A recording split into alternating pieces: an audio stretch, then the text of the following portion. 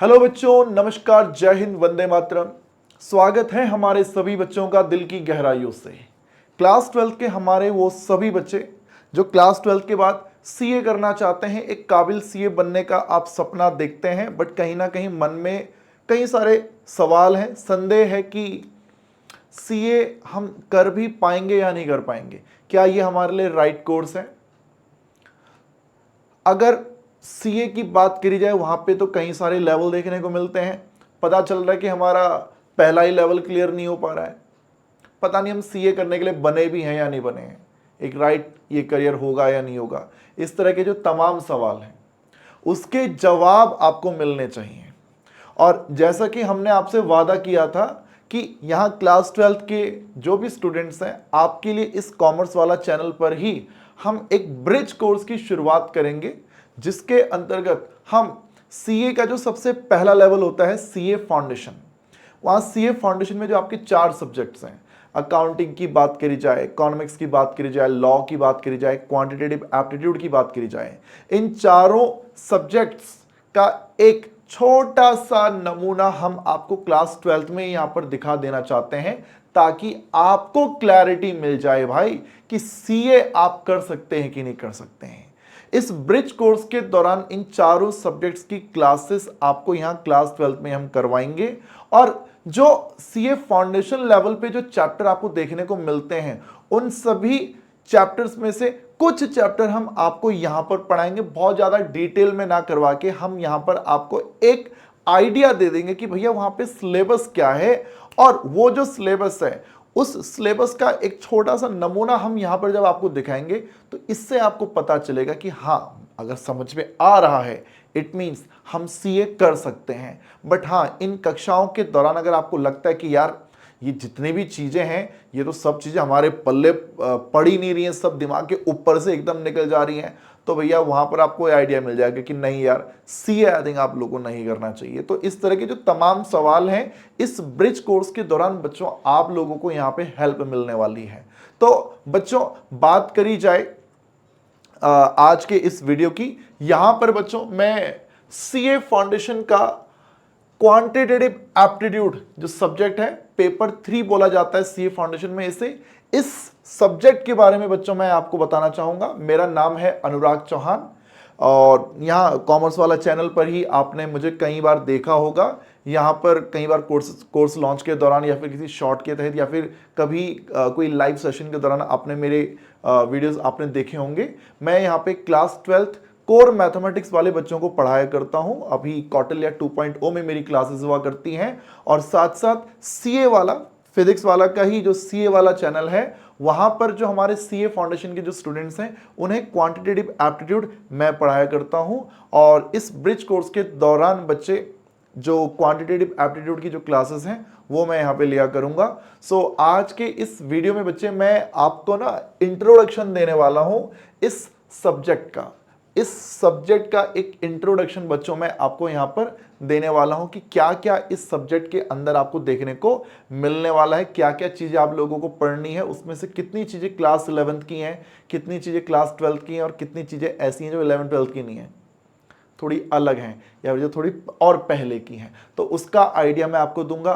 Plus अभी class 12 के दौरान आपको क्या करना चाहिए, प्लस क्लास 12 के जस्ट बाद आपको क्या करना चाहिए, किस प्रकार से एक नॉन मैथमेटिक्स वाला स्टूडेंट भी इस एग्जाम को क्लियर कर सकता है, और किस प्रकार से एक मैथ्स वाले स्टूडेंट को भी किस अप्रोच से तैयारी करनी चाहिए कि उसका फाउंडेशन एग्जाम में उसको सफलता निश्चित तौर पर मिल जाए। सो शुरुआत करेंगे बच्चे हमारे इस सब्जेक्ट की। जैसे सबसे पहले तो भैया कि जो जो की डिटेल्स हैं, जो मेन जो जरूरी बातें इस सब्जेक्ट के बारे में आप लोगों को मालूम होनी चाहिए, उनकी मैं यहाँ पे सबसे पहले इधर बात करूंगा। देखिए, ये जो हमारा जो एग्जाम है, पेपर ये क्या बोलते हैं, ये हमारा क्वांटिटेटिव एप्टीट्यूड का ये जो पेपर है, सबसे पहले तो आपको ये पता होना चाहिए बेटा कि ये जो एग्जाम है ये 100 मार्क्स का बेटा आपका ये पेपर होने वाला है। 100 मार्क्स का ये पेपर आपका आया करता है, 100 मार्क्स का क्वांटिटेटिव एप्टीट्यूड ये जो पेपर है ये 100 मार्क्स का आपका पेपर हुआ करता है। और पेपर 3 इसको बोलते हैं यार, पेपर 3, पेपर 3 कहकर बेटा इसे हम लोग पुकारा करते हैं। ये जो क्वांटिटेटिव एप्टीट्यूड है इसे हम लोग पेपर 3 कहकर पुकारा करते हैं, पेपर 3। अब पेपर 3 क्यों है? क्योंकि पेपर 1 है अकाउंटिंग, पेपर 2 है लॉ, पेपर 3 है फिर क्वांटिटेटिव एप्टीट्यूड, और पेपर 4 आपका आ जाएगा इकोनॉमिक्स, वो आपका बन जाएगा इकोनॉमिक्स। सो यहां पर पेपर 3 हम इसको बोलेंगे, जो कि 100 मार्क्स की इसकी वेटेज बेटा आपको देखने को मिलती है। और 100 मार्क्स की वेटेज है, साथ साथ आपको ये पता होना चाहिए बेटा कि 100 मार्क्स के जो क्वेश्चन आपके एग्जाम में आएंगे तो उन क्वेश्चंस को आंसर करने के लिए 2 घंटे का समय हमें मिला करता है। 2 आवर्स का टाइम बेटा, 2 घंटे का समय हमें मिला करता है, और टोटली ऑब्जेक्टिव टाइप क्वेश्चंस आपको देखने को मिलते हैं बेटा इस एग्जाम में। ऑब्जेक्टिव टाइप बोले तो एमसीक्यू टाइप क्वेश्चंस बेटा आपको यहां पे देखने को मिलते हैं कि कोई क्वेश्चन पूछ लिया गया और A B C D 4 option हमेशा आपके सामने रहा करेंगे, और उन 4 में से एक करेक्ट ऑप्शन हुआ करता है, और उस करेक्ट ऑप्शन को आप लोग चूज करते हैं। तो ऑब्जेक्टिव टाइप बेटा टोटली यहां पर रहेगा, इसमें एक भी क्वेश्चन आपका सब्जेक्टिव नहीं आया करता है, ठीक है। तो ये चीज रहती है। अब जैसे होता है ना क्लास 12th में हम लोग मैथमेटिक्स में बाकी सभी सब्जेक्ट्स में लंबा लंबा लिखने की हम लोगों को आदत होती है। कई बार क्वेश्चन का आंसर हमें मालूम होता है, बट स्टिल उसके बावजूद हमें बहुत सारी लंबी चौड़ी खिचड़ी उसमें पकानी पड़ती है, और तब जाके हमें उसमें मार्क्स ज़्यादा मिला करते हैं। बट यहाँ पर इस प्रकार का ऐसा कोई सिस्टम नहीं रहेगा। क्वेश्चन का आंसर आप माइंड में पूरी कैलकुलेशन कर सकते हैं, और डायरेक्टली आप लोग वहाँ पे आंसर भी अपना लगा सकते हैं। सो ये सब चीज़ें रहती हैं एमसीक्यू फॉर्मेट में बेटा, आपको एक क्वेश्चन यहाँ पर देखने को मिलते हैं। एक अलग जो चीज़ बेटा जो आज तक कभी भी आप लोगों ने नहीं देखी अब तक क्लास 12 तक, यहां पे ना नेगेटिव मार्किंग होती है। नेगेटिव मार्किंग बेटा यहां पर हुआ करती है, नेगेटिव मार्किंग।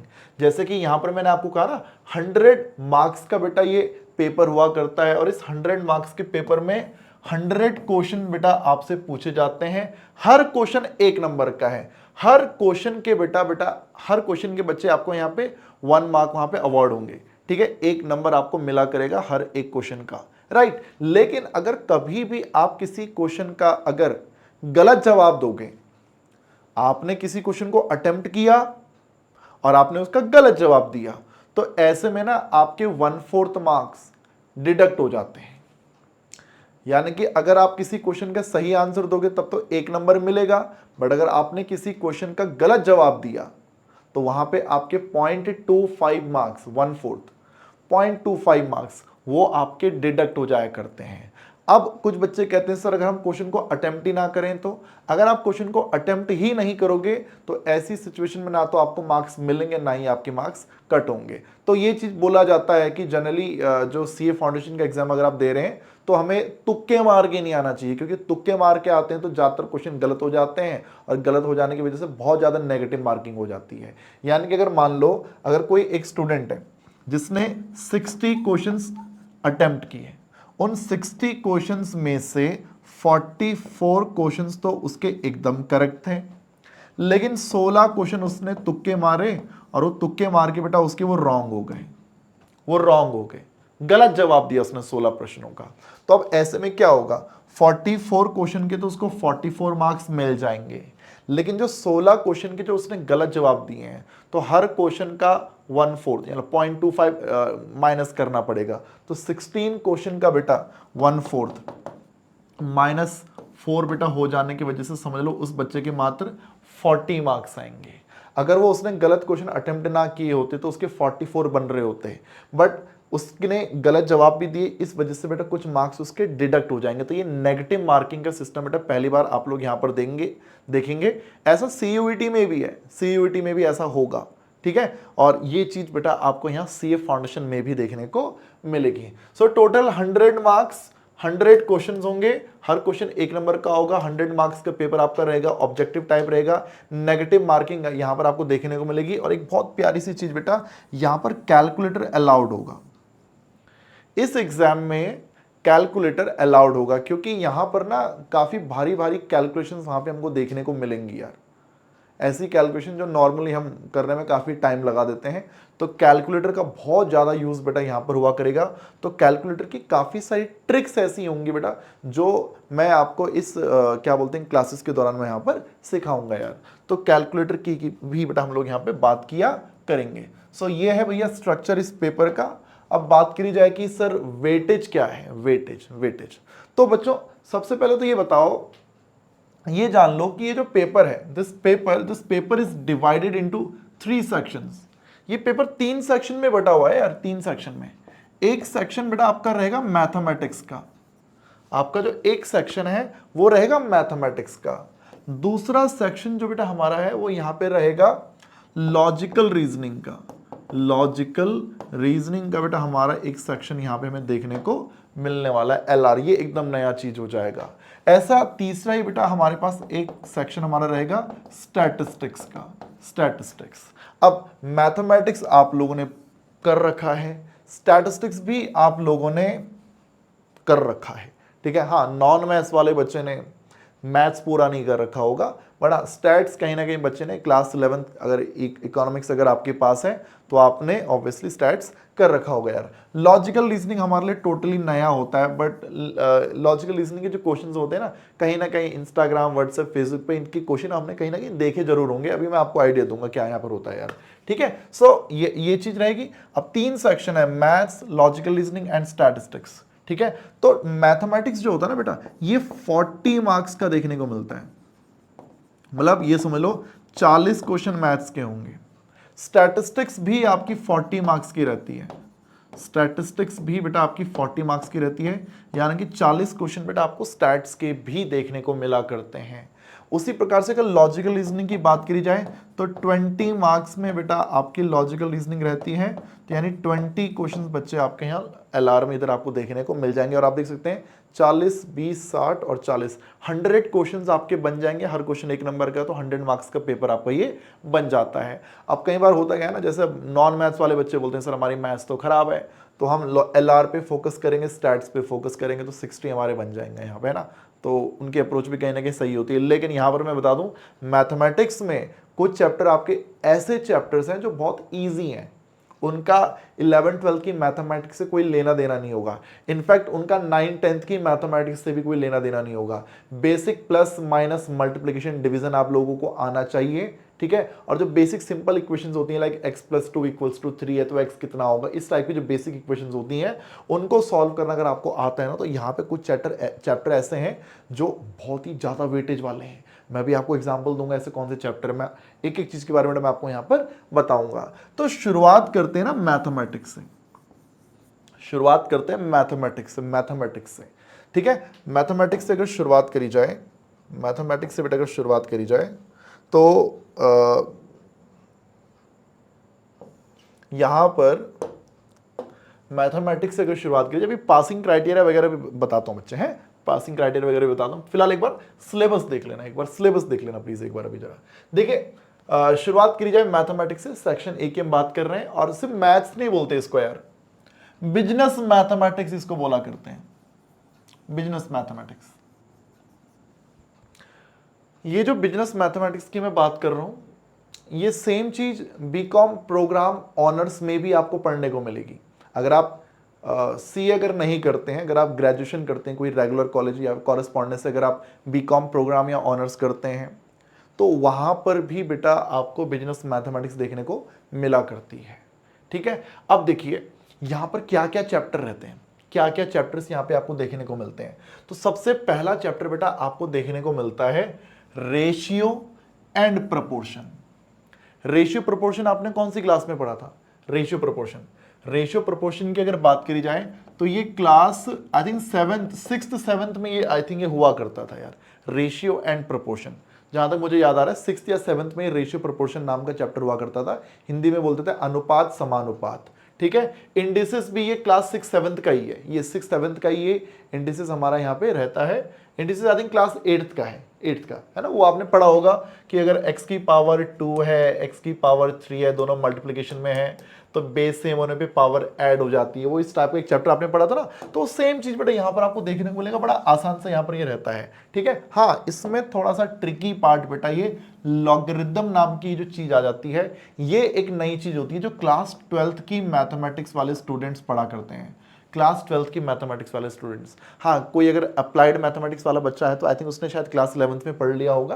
तो ये एक चैप्टर बेटा हमको देखने को मिलता है जिसमें से कुछ पार्ट छोटी क्लासेस का है और इसमें से थोड़ा सा हिस्सा बड़ी क्लास का है। एग्जाम में इस चैप्टर की जो वेटेज है ना बेटा, लगभग 3 से 5 क्वेश्चन, कभी कभी इस चैप्टर से 3 क्वेश्चन पूछे जाते हैं, कभी कभी इस चैप्टर से 5 क्वेश्चन पूछ लेता है, कभी कभी इस चैप्टर से 4 क्वेश्चन भी पूछ लेता है यार, है ना। तो 3 से 5 जो है इस चैप्टर के लगभग इतने क्वेश्चन हमसे यहाँ पे इस चैप्टर से पूछे जाते हैं। ऐसे ही दूसरा चैप्टर बेटा यहाँ पर हमें देखने को मिलता है इक्वेशंस। इक्वेशन बेटा मैं आप लोगों को बता दूं, ये क्लास 10th का चैप्टर है, क्लास 10th का। इसमें आपको लीनियर इक्वेशंस देखने को मिलेंगी, इसमें आपको क्वाड्रेटिक इक्वेशन देखने को मिलेंगे। क्लास 10th में आप लोगों ने पढ़ा था ना, substitution method, elimination method, cross multiplication method, है ना। तो वो जो चैप्टर है बेटा वो ये है, और बड़ा प्यारा चैप्टर है यार। क्लास 10th में क्या दिक्कत होती थी कि लंबी लंबी इक्वेशंस बनानी होती थी। इस बार यहाँ सीए फाउंडेशन में मजेदार चीज क्या है कि जो क्वेश्चन हमारे पास आता है ना, तो पूरा क्वेश्चन को सॉल्व करने की जरूरत नहीं पड़ती। A B C D 4 options हमारे सामने होते हैं, और उन ऑप्शंस को देखकर ही हमें आंसर पता चल जाता है। जैसे मैं एक एग्जांपल मैं आप लोगों को देता हूं, जैसे मैं कहता हूं कि मेरे माइंड में कोई 2 नंबर चल रहे हैं, उन दोनों नंबर का जो सम है, उन दोनों नंबर का जो समेशन है वो 12 है, और उन दोनों नंबर का जो डिफरेंस है वो 8 है। अब बताओ वो 2 नंबर क्या होंगे। ये हमसे ABCD 4 ऑप्शन हमारे सामने रख लेगा। क्या वो 2 नंबर 9 एंड 3 होंगे, क्या वो 2 नंबर 10 एंड 2 होंगे, क्या वो 2 नंबर 8 एंड 4 होंगे, या ये नन ऑफ दी अबव होगा।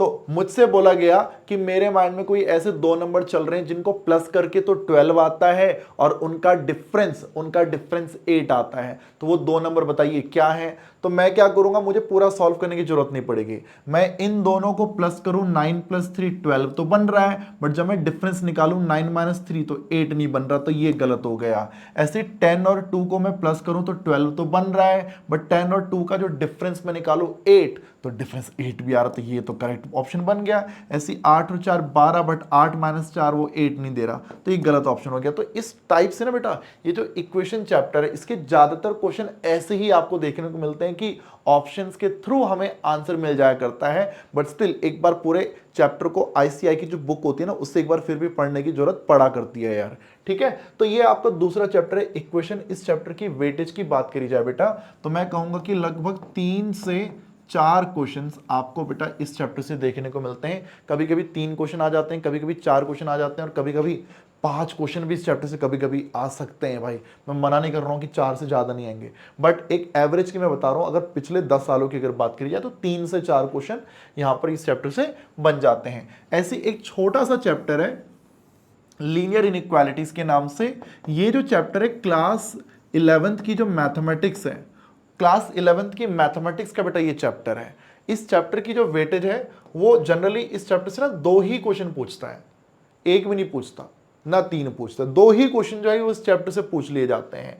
क्लास 11th का ये चैप्टर जरूर है, नॉन मैथ्स वाला बच्चा जरूर परेशान हो जाएगा कि यार मैंने तो पढ़ा नहीं है, बट मैं बताऊं तो ये बड़ा आसान सा चैप्टर है, बड़ा इजी चैप्टर। एक नॉन मैथ्स वाला बच्चा भी इसे बहुत ही इजीली समझ जाया करता है यार, उसको दिक्कत नहीं आती। देखो ये जितने भी चैप्टर के नाम मैं यहाँ पे बोलूंगा ना, सीए वाला चैनल पे जाना, सीए वाला चैनल पे इन सब चैप्टर के ना 1 शॉट हमने बहुत ही डिटेल में डाल रखे हैं, पूरे कंप्लीट 1 शॉट्स हमने वहां पे डाल रखे हैं यार। बच्चों को हमने एग्जाम टाइम में बहुत ही ज्यादा रिवीजन करवा रखी है। तो ये अगर आपको देखना हो तो वहां पर आपको नमूना एडवांस में मिल जाएगा कि नहीं सर हमको तो ब्रिज कोर्स की सभी क्लासेस का वेट नहीं करना, हम तो एडवांस में पढ़ने जा रहे हैं, तो वहां पर आपको सब देखने को मिल जाएगा यार। बट स्टिल मैं आपको बता दूं ये 11th का चैप्टर जरूर है, बट ये एक ईजी चैप्टर की कैटेगरी में बेटा मैं इसको रखा करता हूं यार, ठीक है।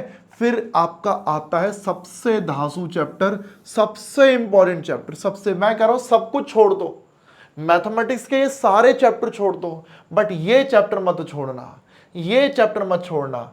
इस टाइम वैल्यू ऑफ मनी, इस चैप्टर को ना बेटा फाइनेंस के नाम से भी जानते हैं, फाइनेंस के नाम से। इस चैप्टर के लिए आपको क्लास 10th की मैथमेटिक्स नहीं आनी चाहिए, इस चैप्टर के लिए क्लास 11th 12th की मैथमेटिक्स नहीं आनी चाहिए। इस चैप्टर के लिए बेटा आपको ना basic plus minus multiplication division करना आना चाहिए, और कैलकुलेटर के बटन को प्रेस करना आना चाहिए। कई बार बच्चे बटन भी प्रेस नहीं कर पाते हैं, बट हाँ बटन प्रेस करना आना चाहिए। इस चैप्टर की बेटा अगर मैं बात करूं, टोटली इंटरेस्ट से रिलेटेड चैप्टर है। ब्याज सुना ना आप लोगों ने, ब्याज, कंपाउंड इंटरेस्ट, सिंपल इंटरेस्ट, ये 6th 7th क्लास में हुआ करता था ये chapter, I think 8th class में हुआ करता था मेरे ख्याल से। तो वहां पर आपने 1-1 2-2 साल के कंपाउंड इंटरेस्ट निकाले होंगे, बट यहां पर इस चैप्टर में बच्चे मैं आपको बता दूं टाइम बढ़ जाएगा, 10 साल, 12 साल, 15 साल, 20 साल। लोन जो हम लिया करते हैं तो उसकी ईएमआई कैसे जाती है, उस ईएमआई की कैलकुलेशन कैसे करनी है, तो इस तरह के तमाम टॉपिक बेटा यहाँ पर आपको देखने को मिलेंगे। जो अप्लाइड मैथ्स वाला बच्चा है उसने क्लास 11th में इसका नमूना देख रखा है ना। तो ये चैप्टर है बेटा, और सबसे अच्छी बात क्या है इस चैप्टर की वेटेज। क्या है इस चैप्टर की वेटेज? लगभग 12 से 14 क्वेश्चन, 12 से 14 क्वेश्चन इस चैप्टर की वेटेज है। मैं बता रहा हूं इस चैप्टर को जब हम क्लास में पढ़ाते हैं तो लगभग 6 क्लास लग जाती हैं। इक्वेशन में 4 क्लास लग जाती हैं, इसमें 1 क्लास लगती है। तीनों को मिलाकर भी भाई आप 12-14 नहीं बन रहा होगा, ये 12-14 नहीं बन रहा होगा। बट ये अकेला ये 6 क्लास का चैप्टर है, 6 क्लास का चैप्टर, 7 क्लास का चैप्टर, 7 क्लासेस में बेटा आपके इतने मार्क्स ही चैप्टर आपको दे दिया करता है। तो नॉन मैथ्स वाले बच्चे के लिए ना वो कहते हैं हारे का सहारा कौन है, मैथमेटिक्स ऑफ फाइनेंस। ये फाइनेंस नाम का चैप्टर बड़ा प्यारा चैप्टर है यार, बड़ा इंटरेस्टिंग चैप्टर। इसका एक कंप्लीट लगभग 6 घंटे का वन शॉट मैंने सीए वाला चैनल पे डाल रखा है, बड़ा इंटरेस्टिंग चैप्टर है यारो। फिर इसके बाद हमारा एक चैप्टर आया करता है परम्यूटेशन एंड कॉम्बिनेशन। अब यहां से ना देखो एक बात समझिएगा, पहले जो 4 चैप्टर हैं ये वो चैप्टर हैं जो एक नॉन मैथमेटिक्स वाले स्टूडेंट्स ने कहीं ना कहीं पुरानी क्लासेस में पढ़ रखे हैं, ठीक है। ये समझ में आते हैं, ratio, proportion, equation, linear, time value of money, और इनकी वेटेज भी अच्छी खासी होगी। मतलब 12, 2, 14, 3, 17 और 3, 20, मतलब 20 मार्क्स इन 4 चैप्टर से आपके कवर हो गए। अब ये जो नीचे के जो 4 चैप्टर है ना बेटा, इन 4 चैप्टर को जो मैथमेटिक्स वाले स्टूडेंट्स हैं जिनके पास 11th 12th में मैथमेटिक्स रही होगी उनके लिए थोड़ा एक अपर हैंड रहता है, उनको ये चैप्टर थोड़ा इजी लगा करते हैं, और एक नॉन मैथ्स वाले बच्चे को थोड़ा सा डिफिकल्ट लगा करते हैं। एक मैथ्स वाला स्टूडेंट जो होता है वो फाउंडेशन में इन सभी चैप्टर्स को दूसरी बार पढ़ रहा होता है, क्योंकि पहले तो उसने ऑलरेडी 11th 12th में कर रखा है।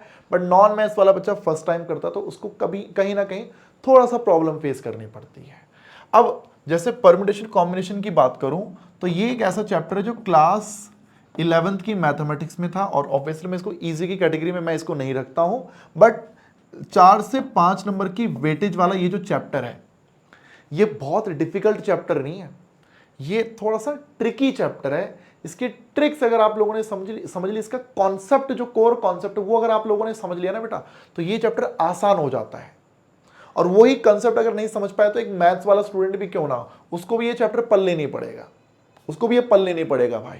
अब देखिए ऐसे ही आपका एक चैप्टर आता है सीक्वेंस एंड सीरीज। ये एक ऐसा चैप्टर है जिसमें ना बेटा आपको एपी और जीपी नाम की चीज पढ़नी पड़ेगी। एपी अब एक ऐसा कॉन्सेप्ट है जो आपने क्लास 10th में पढ़ा था, और जीपी आपने 11th में पढ़ा था। इस चैप्टर की वेटेज की भी बात करी जाए तो लगभग 3 से 4 क्वेश्चन आपको एग्जाम में इस चैप्टर से देखने को मिलते हैं। देन आपका एक चैप्टर आता है sets, functions and relations, sets, relations and functions. ये chapter class 11th and 12th दोनों में है, मैथमेटिक्स में है। मैथमेटिक्स में वेटेज भी इसकी अगर बात करी जाए तो 3 से 4 नंबर की वेटेज बेटा आपके एग्जाम में इस चैप्टर की आपको देखने को मिला करती है यार, ठीक है। ऐसे ही देन लास्ट है हमारा differentiation and integration, differential and integral calculus कहकर इसको हम लोग पुकारा करते हैं। और ये कुछ एक ऐसा चैप्टर आ गया जो मैथमेटिक्स वाले स्टूडेंट के लिए तो यार बल्ले बल्ले हो जाएगी। क्यों बल्ले बल्ले हो जाएगी? क्योंकि जो 12th क्लास में तुम डिफरेंशिएशन पढ़ रहे हो और जो इंटीग्रेशन तुम क्लास 12th में पढ़ रहे हो, तुम बहुत ही खतरनाक लेवल का इंटीग्रेशन डिफरेंशिएशन पढ़ रहे हो यार। यहां सीए फाउंडेशन पे जो डिफरेंशिएशन आपको दिखेगी ना वो मजाक दिखेगा आपको, मजाक, बहुत ही आसान। इंटीग्रेशन जो दिखेगा एकदम हलवा दिखेगा भाई आप लोगों को, हलवा। वेटेज की बात करी जाए लगभग 4 से 6 नंबर की वेटेज बेटा इसकी रहेगी। क्लास 12th का ये चैप्टर है बच्चे। नॉन मैथ्स वाले बच्चे के लिए ये चैप्टर थोड़ा सा श्राप है। क्यों श्राप है? क्योंकि जो मैथमेटिक्स वाला स्टूडेंट है, मैथमेटिक्स वाले स्टूडेंट ने क्लास 12th में डिफरेंशिएशन को समझने में लगभग 2 महीने का टाइम लगाया, differentiation and application of differentiation, और लगभग 2 महीने का टाइम उस बच्चे ने इंटीग्रेशन पढ़ने में लगाया, integration, application of integration and differential equation. लगभग 3.5 से 4 महीने बच्चे ने ये कैलकुलस नाम का चैप्टर पढ़ा क्लास 12th में, और उसके बावजूद भी उस बच्चे में परफेक्शन नहीं आ पाता। समझ रहे हो? तो नॉन मैथ्स वाला बच्चा जब सीए फाउंडेशन में इस चैप्टर को देखता है तो वो थोड़ा डर जाता है कि यार है तो सारी वही चीजें। हाँ, क्वेश्चन जो है वो 12th के मुकाबले एकदम हल्के लेवल के हैं। अगर वहां 12th में 100% था तो 100% क्या लगा लो, यहाँ पे उसका 20-25% लेवल ही हमको यहाँ सीए फाउंडेशन में देखने को मिलता है। तो जनरली ये एक ऐसा चैप्टर है जो नॉन मैथमेटिक्स वाले बच्चे अपने सीए फाउंडेशन की परीक्षा में छोड़ दिया करते हैं कि भाई हम इस चैप्टर को पढ़ ही नहीं रहे, जितना टाइम हम यहाँ लगाएंगे उससे बेटर कि हम बाकी चैप्टर की प्रैक्टिस कर लेंगे। ये होती है समझदारी जो नॉन मैथमेटिक्स वाले बच्चे दिखाया करते हैं। ठीक है, अब देखिए, क्योंकि देखो 2-3 चैप्टर छोड़ देने से ना यार आपके रिजल्ट पे फर्क नहीं पड़ेगा। ठीक है, पासिंग क्राइटेरिया वैसे आपको आइडिया होगा, बट मैं अभी समझाऊंगा आपको तो पता आपको चल जाएगा अभी। तो ये है मैथमेटिक्स। अब फिर अगली चीज बेटा हमारे सामने आती है logical reasoning. Logical reasoning, logical reasoning में क्या होगा, नंबर सीरीज, कोडिंग, डिकोडिंग वगैरह आपको बेटा एक चैप्टर देखने को मिलेगा। नंबर सीरीज देखो क्या होता है, जैसे मैं एक सीरीज में आपके सामने लिखूंगा, यहां पर ना अब कोई यहां पर ना कोई मैथ्स नहीं होगी, यहां पे लॉजिक ढूंढना है आप लोगों को। ठीक है, जैसे मैं आपके सामने लिखता हूं 1 2 4 7 11। अब मेरा क्वेश्चन है कि अगला नंबर क्या होगा, अगला नंबर क्या होगा। अगर एक नंबर 1 है, दूसरा नंबर 2 है, तीसरा नंबर 4 है, अगला नंबर 7 है, अगला नंबर 11 है, बताइए अगला नंबर क्या होगा। ये हमसे यहां पे पूछ लिया जाता है। ये है logical reasoning, coding, decoding. Logical reasoning में क्या, नंबर सीरीज पहला चैप्टर। इस तरह के क्वेश्चंस की ना प्रैक्टिस करनी है। आपके आईसीआई मॉड्यूल में ऐसे क्वेश्चंस हैं, कई सारे क्वेश्चंस हैं, कई सारे ऐसे क्वेश्चंस हैं। ठीक है, अब जैसे इसको देखो, अब देखो यहां क्या लॉजिक लग सकता है कि 1 और 2 के बीच में 1 का डिफरेंस है, 2 और 4 के बीच में 2 का डिफरेंस है, 4 और 7 के बीच में 3 का डिफरेंस है, 7 और 11 के बीच में 4 का डिफरेंस है। तो पक्की बात है इन दो नंबर के बीच में 5 का डिफरेंस होना चाहिए। तो पक्की बात है ये जो नंबर है वो 16 होगा। ये नंबर क्या है, वो 16 हो जाएगा। 16 ये नंबर हमारा बन जाएगा। तो इस प्रकार से बेटा आप लोग इसका आंसर कर सकते थे। समझ रहे हो? ऐसे ही देखो मैं लिखता हूं कि मेरे पास लेट्स से एक नंबर है 2, एक नंबर है 10, एक नंबर है 16 और एक नंबर है 21। अब यहां पे आपसे पूछ लेगा कि कौन सा नंबर ऐसा है जो सबसे ऑड नंबर है, 2 में, 10 में, 16 में, 21 में कौन सा नंबर सबसे ऑड नंबर है, ये आपसे यहां पूछ लिया जाता है। तो मैं अब क्या दे सकता हूं, 2 भी एक इवन नंबर है, 10 भी एक इवन नंबर है, 16 भी एक इवन नंबर है, बट जो 21 है this is odd, this is odd, ये ऑड नंबर हो गया।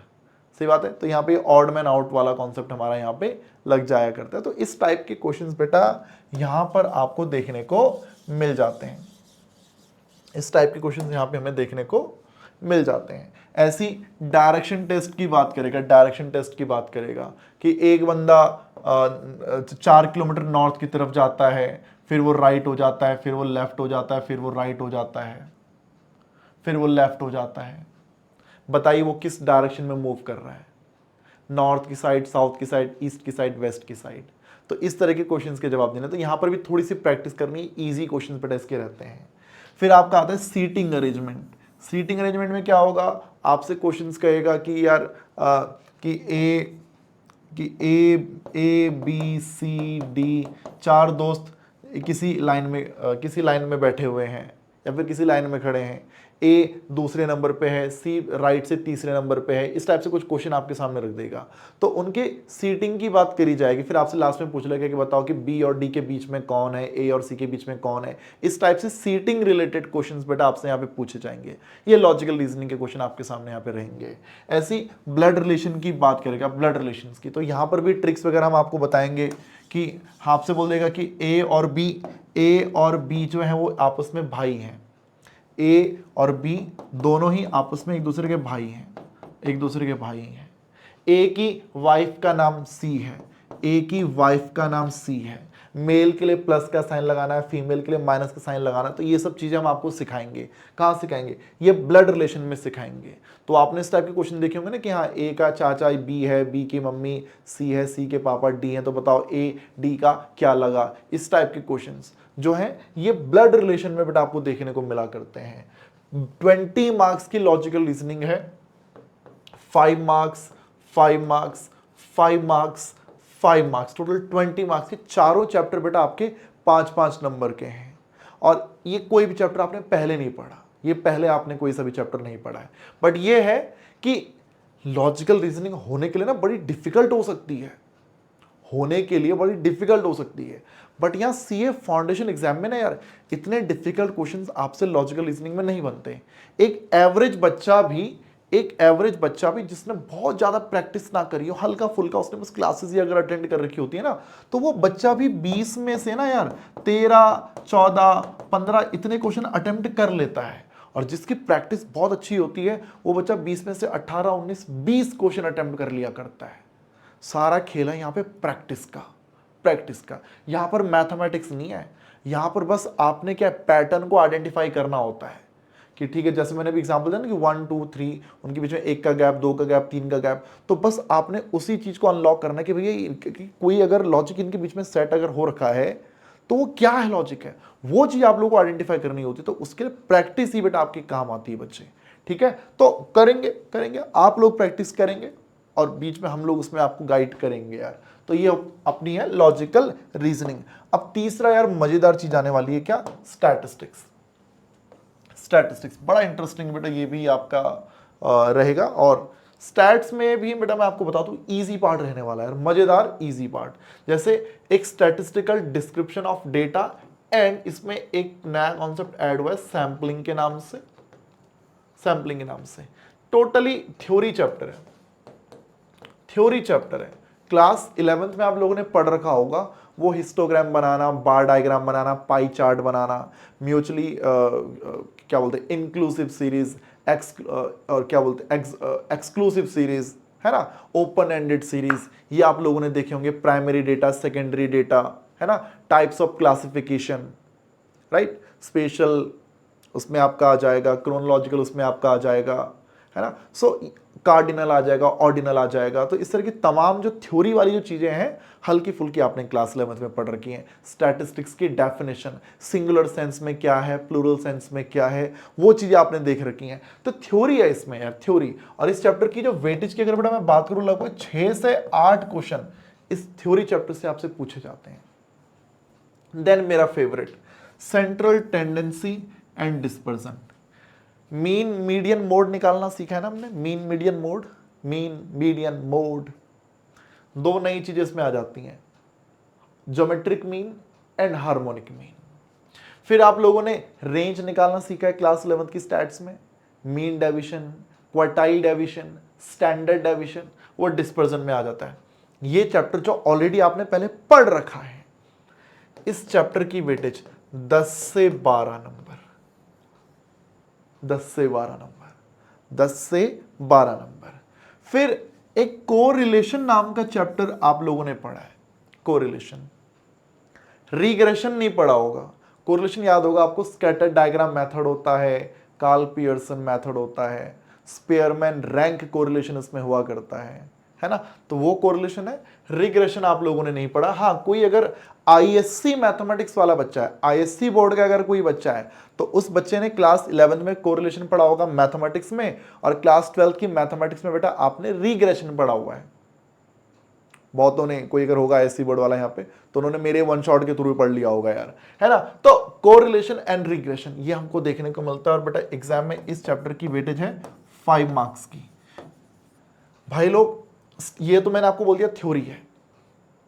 Central tendency and dispersion totally formula based chapter है, formula based, formula. Correlation regression totally formula based chapter है। सेंट्रल टेंडेंसी एंड डिस्पर्जन में लगभग आपको 15-18 फॉर्मूले याद करने हैं।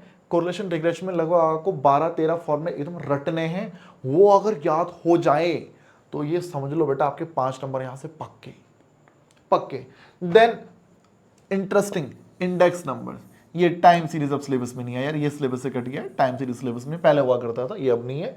इंडेक्स नंबर नाम का एक चैप्टर है यार, इंडेक्स नंबर। बेटा याद करो, इंडेक्स नंबर की हम बात कर रहे हैं। बेस में वैल्यू 100 से कितना ऊपर किसी भी वेरिएबल का वैल्यू इंक्रीज हो रहा है। Price index, quantity index, value index, cost of living index, consumer price index, ये सब चीज़ आप लोगों ने देखी होंगी इंडेक्स नंबर चैप्टर में आपने आपने बहुत ज़्यादा नहीं पढ़ा है, आपने बस मेथड्स की बात कर रखी है, लास्पेरे, पास्चे, फिशर्स वगैरह, है ना। तो इंडेक्स नंबर वही चैप्टर है, बस थोड़े से एड ऑन, थोड़े से एक्स्ट्रा चीज़ें इसके अंदर आ जाएंगी और इजी है, हल्के फुल्के फॉर्मूले, थोड़ी ज़्यादा सी थ्योरी और एग्जाम में 5 मार्क्स की वेटेज, 5 नंबर की वेटेज बेटा एग्जाम में इसकी बन जाती है। तो ये वो चैप्टर हैं जो हेल्प करेंगे एक नॉन मैथमेटिक्स वाले बच्चे को अपने इस फाउंडेशन एग्जाम को क्लियर करने में। और उसके बाद जो 2 चैप्टर हमारे हैं ये हो जाते हैं थोड़े ऐसे चैप्टर जो मैथमेटिक्स वाले स्टूडेंट्स को थोड़े ज़्यादा पसंद आते हैं। वैसे तो मैथ्स वाले बच्चों को भी पसंद नहीं आते यार, है ना, बट क्योंकि उन्होंने क्लास 12th में ये पढ़ रखा है तो उनके लिए एक अपर हैंड रहता है। तो एग्जाम में लगभग 5 से 6 क्वेश्चंस बेटा यहाँ से देखने को मिल जाते हैं और एकदम टोटली नया चैप्टर फॉर कोर मैथमेटिक्स वाले बच्चे। अप्लाइड वालों ने तो पढ़ रखा है theoretical distribution, binomial distribution, normal, Poisson, ये सब आपने कर रखा है। तो लगभग 4 से 5 की वेटेज बेटा एग्जाम में इस चैप्टर की रहती है। तो लगभग 10 नंबर तक का बेटा जो है ये जो हमारा class 12th 11th 12th mathematics वाला बच्चा है उसके लिए बेटा ये 10 नंबर जो है थोड़े, मैं कहूँगा कि उसके लिए ईजी होता है स्कोर करना। नॉन मैथ्स वाले बच्चे के लिए थोड़ा सा प्रॉब्लम आ जाती है। प्रॉब्लम क्या आ जाती है, बच्चा पहले से डर जाता है यार, डर क्या जाता है कि यार मैंने 11th 12th में नहीं पढ़ा तो मैं यहाँ भी नहीं पढ़ूंगा, तो पहले हार मान के बैठ जाता है। बाकी मैं तो जिन नॉन मैथ्स वाले बच्चों की मैं बात कर रहा हूँ जो हमारे 300+ स्कोर करने वाले बच्चे हैं सीए फाउंडेशन में, और उन्होंने ये सब कुछ पढ़े हैं और उनका कहना है कि सर हमने थोड़ा मेहनत ज़्यादा करी इनमें तो हम इनको भी कर पाए थे यार।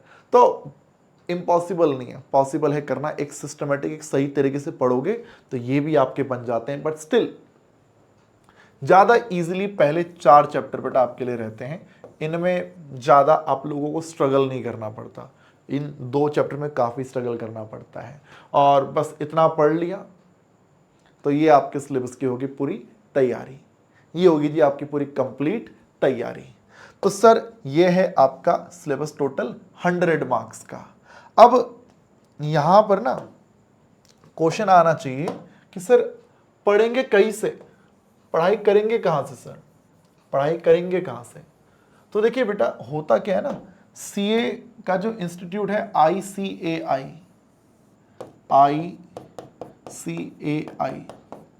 इनके द्वारा ना सीए फाउंडेशन के जो चारों पेपर हैं, पेपर 1 2 3 4, उनके स्टडी मटेरियल हर एक अटेम्प्ट में इशू किए जाते हैं। हर बार वो सेम ही रहता है हालांकि, बट जो है आईसीआई का अपना ऑफिशियल स्टडी मटेरियल होता है, उसमें सभी चैप्टर बहुत ही ज़्यादा डिटेल में, बहुत ही ज़्यादा क्वेश्चंस के साथ हमें वहां पर दे रखे होते हैं। उनमें समझ लो हर चैप्टर के मतलब लगा लो 150-200 क्वेश्चन आपको हर चैप्टर के देखने को मिलते हैं यार। उतने क्वेश्चन जब आप कर लेते हैं तो ये समझ लो आपके एग्जाम की तैयारी बहुत अच्छे से हो जाती है। बट स्टिल हमने फिर भी यहाँ सीए वाला में ना यार, हमने ना अपनी खुद की बुक्स, हमने पीडब्ल्यू की जो बुक्स हैं वो हम लोग बनाते हैं, जिसमें हमने सभी चैप्टर्स को थोड़ा और सिंप्लीफाइड फॉर्म में विद PYQs और विद क्या बोलते हैं माइंड मैप्स वगैरह फॉर्मूले को ढंग से थोड़ा ऑर्गेनाइज करके हमने अपनी बुक्स हमें लॉन्च कर रखी हैं। तो बच्चे उन बुक्स के थ्रू भी पढ़ाई करते हैं यार।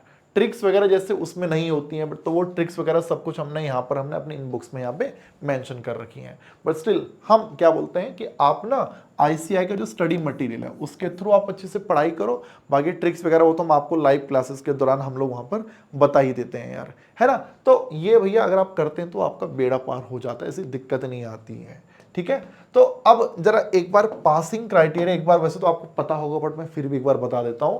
पासिंग क्राइटेरिया की अगर बात करते हैं ना यार, तो देखिए होता क्या बच्चे, होता क्या है, आपके जो 4 सब्जेक्ट हैं पेपर 1 2 3 एंड 4, आपके इन चारों सब्जेक्ट्स का जो टोटल है, चारों सब्जेक्ट का जो टोटल है वो एटलीस्ट 200 जरूर होना चाहिए। 200 के ऊपर चला जाए तो बहुत ही अच्छी बात है, बट कम से कम चारों सब्जेक्ट का टोटल मिला के 200 जरूर होना चाहिए, ठीक है। प्लस पेपर 1 का पासिंग स्कोर है 40 प्लस 40 प्लस 40 प्लस 40 प्लस, हर सब्जेक्ट में पास होने के लिए बेटा आपको 40 नंबर चाहिए, minimum passing marks. Candidate must score at least 40% marks in each paper. Her subject में आपके कम से कम 40 नंबर आपके जरूर आने चाहिए, and minimum aggregate of 50% in all 4 papers of the CA foundation exam. CA foundation exam में बेटा आपके चारों पेपर 100-100 नंबर के हैं, तो 400 में से ना बेटा कम से कम 200 मार्क्स तो आपके जरूर बनने चाहिए। यानी कि सोचो, एक बच्चा अकाउंट्स में 40 लाता है, लॉ में 40 लाता है, मैथ्स में 40 लाता है, एंड इकोनॉमिक्स में भी वो बच्चा 40 स्कोर करता है, तो टेक्निकली देखा जाए चारों सब्जेक्ट में तो वो बच्चा पास हो गया। अकाउंट्स में पास, लॉ में पास, मैथ्स में पास, इकोनॉमिक्स में पास। बट उसका टोटल जब हमने किया तो वो कितना आया? वो आया 160। इस 160 की वजह से, क्योंकि एग्रीगेट एटलीस्ट टोटल कम से कम 200 तक पहुंचना है भाई, बट वो बच्चा 200 नहीं पहुंच पाया, तो यहां पर वो बच्चा फेल हो जाता है। तो ये है भैया पासिंग का क्राइटेरिया, कि हर सब्जेक्ट में एटलीस्ट 40 जरूर आए और टोटल एग्रीगेट करके हमारा 200 जरूर बनना चाहिए। अब आप बोलेंगे सर ये तो फिर बड़ा मुश्किल हो जाएगा, फिर ऐसे तो बड़ी दिक्कत आ जाएगी। तो देखिए यहां पर वैसे तो देखो जो होशियार बच्चे उनको तो दिक्कत आती नहीं है, बट जो बच्चा मैथमेटिक्स में वीक है, मैं उनके लिए बता दूं, आपके जो 4 पेपर हैं 1, 2, 3 एंड 4, जो दूसरा पेपर है लॉ नाम से, ये रहेगा डिफिकल्ट। हमारा जो पिछला जो अटेम्प्ट था, अभी जोन अटेम्प्ट का जो भी रिजल्ट आया था, तो सबसे ज्यादा जो बच्चे हैं वो इस लॉ जैसे सब्जेक्ट में फेल हुए थे। अब ऐसा नहीं कि सभी फेल हो गए थे, जिसने हार्डवर्क किया, जिसने मेहनत करी थी, जिसने सीरियसली पढ़ाई करी थी, वो फेल नहीं हुआ, वो पास हो गए। ठीक है। दूसरा बात करी जाए कि बच्चे को और क्या डिफिकल्ट लगता है, तो मैं अगर बोलूंगा कि अगर कोई मैथमेटिक्स वाला बच्चा है, मैथमेटिक्स वाला बच्चा, तो मैथमेटिक्स वाले बच्चे के लिए ना यार, जिसने 11th-12th में मैथ्स ले रखी होगी, उसके लिए पेपर 3 बड़ा इजी सब्जेक्ट होगा। पेपर 3 उसके लिए बड़ा इजी सब्जेक्ट है। क्वांटिटेटिव एप्टीट्यूड की मैं बात कर रहा हूं, लेकिन जो एक नॉन मैथमेटिक्स वाला बच्चा है ना यार, जिसने 11th-12th में मैथमेटिक्स नहीं ली, वो बच्चा 2 साल तक मैथमेटिक्स के टच में ना रहने की वजह से ना यार, उसको ऐसी दिक्कतें आती हैं कि अगर उसको पूछ ले कि भाई अगर 2x + 3 = 11 है, इसमें बता भाई x की वैल्यू क्या होगी, तो वो नॉन मैथ्स वाला बच्चा इस कैलकुलेशन को करने में भी डर जाता है कि अरे यार इसका आंसर कैसे आएगा।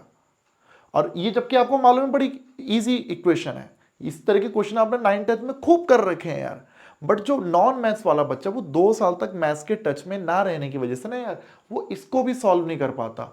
तो अगर आपको इसको भी सॉल्व करने में अगर डिफिकल्टी फेस हो रही है बेटा, तो समझ लो आपके लिए क्वांटिटेटिव एप्टीट्यूड डिफिकल्ट होने वाला है, क्योंकि हल्के फुल्के बेसिक ऐसी क्वेश्चन तो हमको दिखेंगे वहां पर। ठीक है। तो ऐसी सिचुएशन में देखो अब बच्चा करे तो करे क्या और बोले तो बोले क्या, तो यहां पर एक बात समझना, सीए फाउंडेशन में ही बेटा आपको ये सब्जेक्ट देखने को मिलेगा।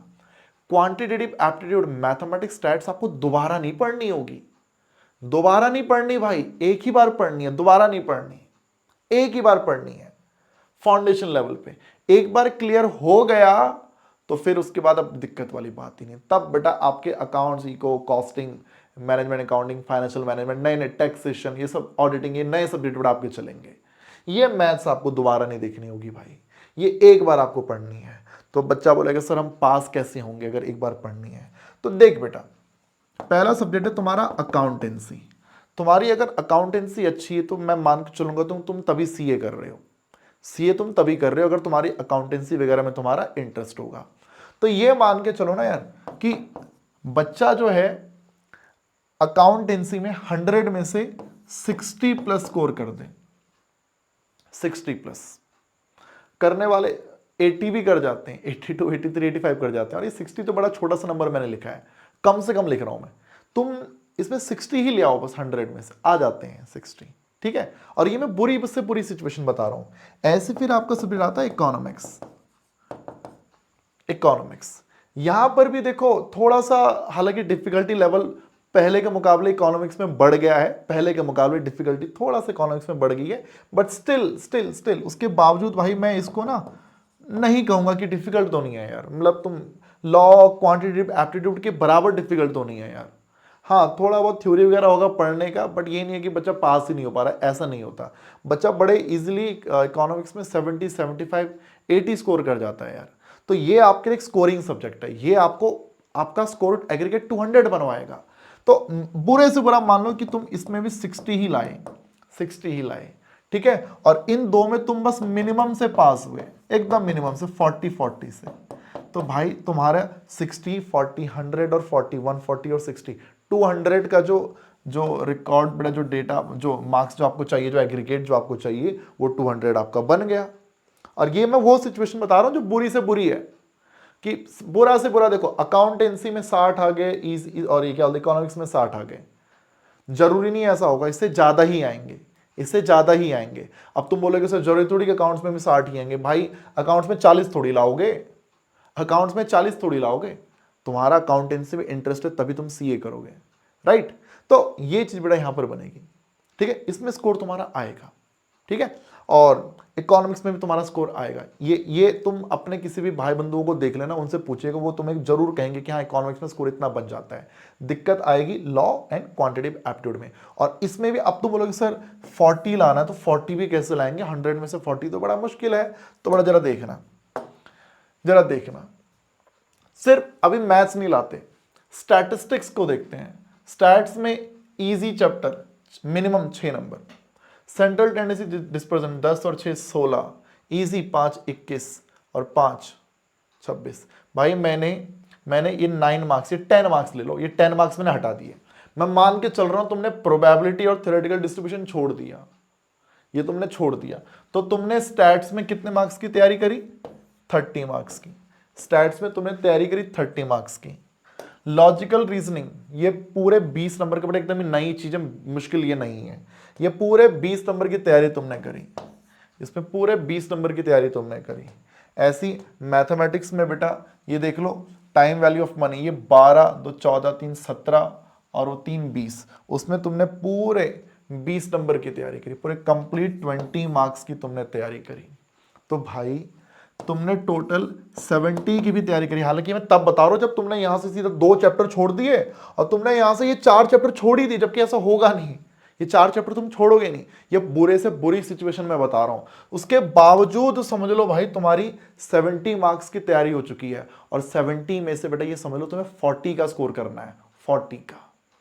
इस 70 में मिनिमम जो रिक्वायरमेंट अगर तुम्हें पास होने से वो 40 का स्कोर करना है, तो पास होना भाई मुश्किल काम नहीं है। अब ये नहीं सर 70 में जरूरी थोड़ी 70 की 70 हमारे सारे सही होंगे, सही बात है, बट ऐसा भी नहीं कि तुम्हारे आधे ही सही होंगे। क्यों? क्योंकि जो एकदम जो समझ में ना आने वाले चैप्टर वो तो मैंने पहले ही हटा दिए। और सोचो तुमने ऑब्वियसली तुम उसको भी थोड़ा पढ़ोगे ना यार, कुछ तो पढ़ोगे, पढ़ के तो जाओगे, ये 4 चैप्टर तुम पढ़ के तो जाओगे ना, कुछ तो यहां से आएगा ना भाई, कुछ तो आएगा। तो बुरे से बुरा 40 मारे से हमारा बंदा भी 50 55 ले आता है यार। मैंने अपने मतलब करियर में ऐसे कितने बच्चे मैं हर बैच में पढ़ाता हूं जो पढ़ाई उसने 55 नंबर का है और एग्जाम में वो अटेम्प्ट से 50 नंबर का करके आया, और जो 50 नंबर का वो अटेम्प्ट करके आया ना, वो करेक्ट वाला अटेम्प्ट करके आया, उसने एक भी क्वेश्चन में तुक्का नहीं मारा। जिस क्वेश्चन का वो एकदम श्योर था कि ये पक्का मेरा सही होगा, उसने वो अटेम्प्ट किया, और वो अगर 50 अटेम्प्ट करके लाया तो उसके 50 मार्क्स आए। उसने 48 का अगर उसने अटेम्प्ट किया तो उसके 48 मार्क्स आए। तो पास करना बेटा मुश्किल काम नहीं है, पास हो जाएगा, पास हो जाएगा। लेकिन देखो सारा खेल है सीए एग्जाम की, देखो सच्चाई बता रहा हूं, सारा खेल है hard work, hard work and dedication का, हार्ड वर्क एंड डेडिकेशन। भैया पूरा समर्पित हो जाना पड़ेगा एकदम। तुम्हें लग रहा है कि तुम्हारा ये वीक है, तो ठीक है तुम इन 3 को स्ट्रांग बना दो। तुम्हें लग रहा है तुम्हारा ये वीक है, तो ठीक है तुम इन 3 को इतना स्ट्रांग बना दो ना भैया कि उससे फर्क ना पड़े, हाँ उसमें इतना पढ़ लेंगे कि 40 आ जाए। सही बात है। अगर इतना समर्पण अगर दिखा सकते हो ना बेटा, तो सीए करना है। अदरवाइज अगर नहीं है भैया, अगर इतना हम नहीं कर सकते कि मेहनत नहीं कर सकते, दिन में लगभग अगर फाउंडेशन भी अगर कर लेते हो उसके बाद इंटर होगा, फिर फाइनल होगा, आर्टिकलशिप होगी, ट्रेनिंग पे जाना पड़ेगा। तो ये समझ लो लगभग 6 से 8 घंटे की तुम्हारी लाइव क्लासेस, उसके बाद तुम्हें 4-5 घंटे की लगभग 4 से 5 घंटे की सेल्फ स्टडी करनी है। ये मेहनत बट आपको करनी पड़ेगी। ये सीए में आपको देखने को मिलता है यार। ये मेहनत बट अगर आप कर सकते हैं, देखो ये आपको मैं रूबरू करवा रहा हूँ एक ऐसे प्रोफेशन से जिसके लिए इतनी मेहनत चाहिए। सीए बेटा जब हम कहते हैं नाम के आगे सीए लगना, वो गेजेटेड ऑफिसर वाली बात हो जाती है ना। जो जो जजेस हुआ करते हैं उनके नाम के आगे लगता है ना न्यायमूर्ति, ये न्यायमूर्ति वो, है ना, जस्टिस चंद्रचूड़, जस्टिस ये, जस्टिस वो, नाम के आगे जस्टिस लगता है। ऐसी डॉक्टर लोग जो होते हैं उनके नाम में एज अ प्रीफिक्स डॉक्टर लगा करता है। सही बात है, डॉक्टर लगा करता है। उसी प्रकार से ये जो आपका सीए प्रोफेशन है, यहाँ पे नाम के आगे आप सीए लगा सकते हैं। और बाकी लोग बाकी प्रोफेशन के लिए अलाउड नहीं है, वो बात अलग है, कुछ लगा देते हैं। इंजीनियर्स का आप देखोगे कि यहाँ नाम के आगे ईआर लगा रखा है, ईआर ये ईआर वो अलाउड नहीं है। वो आप अपनी मर्जी से लगा रहे तो क्या करें, समझ रहे हो वो बट ये है कि सीए प्रोफेशन में अलाउड है। तो इतना सम्मान अगर आप लोगों को मिल रहा है, क्यों मिल रहा है? मेहनत करनी पड़ेगी। कई बार बच्चे बोलते हैं सर हम ना अगर ये नहीं हो रहा तो ये तो बेकार चीज, इस पे मेहनत करनी पड़ती है, हम कल को ना हम IIM चले जाएंगे, IIM चले जाएंगे। भाई IIM कैसे चले जाओगे? उसके लिए भी तो कैट के एग्जाम देना पड़ेगा ना। और कैट के एग्जाम में भैया वहां पे 99-100 परसेंटाइल निकालना आसान काम है क्या यार? उसके लिए भी मेहनत करनी पड़ेगी। तब भी आपको यही क्वांटिटेटिव एप्टीट्यूड पढ़ना पड़ेगा, वहां पर आपको इंग्लिश पढ़नी पड़ेगी, वहां पर आपको लॉजिकल रीजनिंग वगैरह देखना पड़ेगा। मेहनत तो वहां पर भी आपको करनी पड़ेगी, और बहुत ही ज्यादा मेहनत करनी पड़ेगी, बहुत ज्यादा। और हम कह रहे हैं भाई वो मेहनत बेटा आप अभी 12th के बाद से करना स्टार्ट कर लो। आप IIT JEE वाले बच्चों को देखते हैं, जो 11th-12th का जो आपका सिलेबस है ना बेटा, अकाउंट्स वगैरह मैथ्स वगैरह सबको मिला ले, उसका 20 टाइम्स सिलेबस भाई हमारे IIT वाले बच्चे पढ़ा करते हैं, JEE वाले बच्चे, नीट वाले बच्चे। वो मेहनत कर रहे हैं, मेहनत करते हैं तब वो IIT तक पहुंचते हैं। भाई हम कह रहे हैं उतनी मेहनत नहीं करनी, उसका तुम 20% ही मेहनत कर लोगे ना बेटा, आपका ये CA का फाउंडेशन एग्जाम क्लियर हो जाता है। ये बात मैं हमारी बातें नहीं बता रहा हूं, सच बातें बता रहा हूं। मैं 2011 से पढ़ा रहा हूं, 2011 से मैं 11th-12th के बच्चों को पढ़ा रहा हूं, और लगभग 2016 के मिड से मैं सीए वाले बच्चों को पढ़ा रहा हूं यार। तो ये चीज हमने देखी है, तभी आपको गाइड कर रहे हैं यार, तभी हम यहाँ फिजिक्स वाला में हैं, तभी हम यहाँ पे सीए वाला में हैं। ठीक है, तो ये चीज बेटा मैंने आपको बताई है।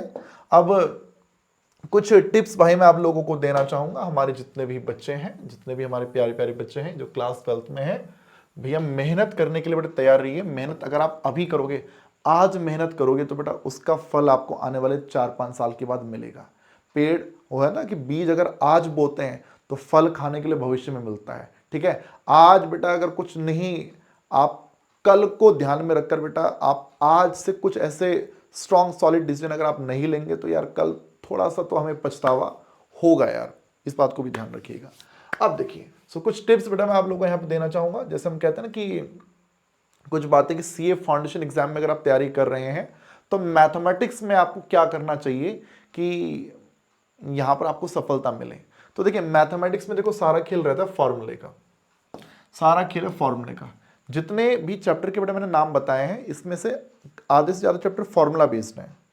तो इन सब चैप्टर की जो फॉर्मूले की जो शीट्स वगैरह हमने भी बना रखी होती हैं, बट मेरी कोशिश ये रहती है कि मैं बच्चे से मैं कहा करता हूं कि यार आप ना अपने नोट्स आप खुद बनाइए, अपने फॉर्मूला शीट्स आप लोग खुद बनाइए, और अपने अनुसार उनको लिखकर आप अपने अकॉर्डिंग उनको याद कीजिए। वो बेटा याद होना आपको बहुत ज़्यादा जरूरी है।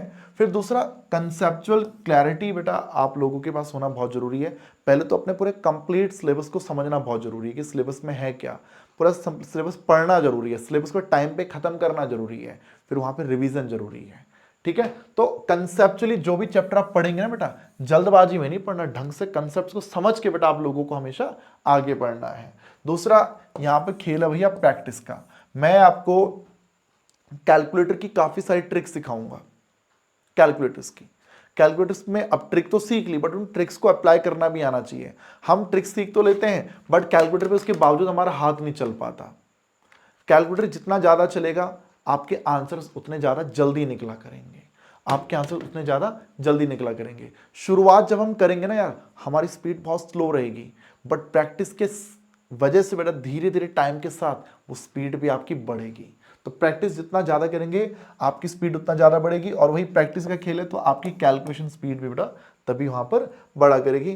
दूसरा यहाँ पर ना जो आपके हाई वेटेज वाले जो चैप्टर बेटा जितने भी हैं ना, जो मैंने आपको अभी बताए, हाई, अगर आप एक नॉन मैथमेटिक्स वाले स्टूडेंट्स हैं, हाई वेटेज वाले इजी चैप्टर पे फोकस करो, आप लोग का एग्जाम क्लियर हो जाता है, इस बात को ध्यान रखिएगा।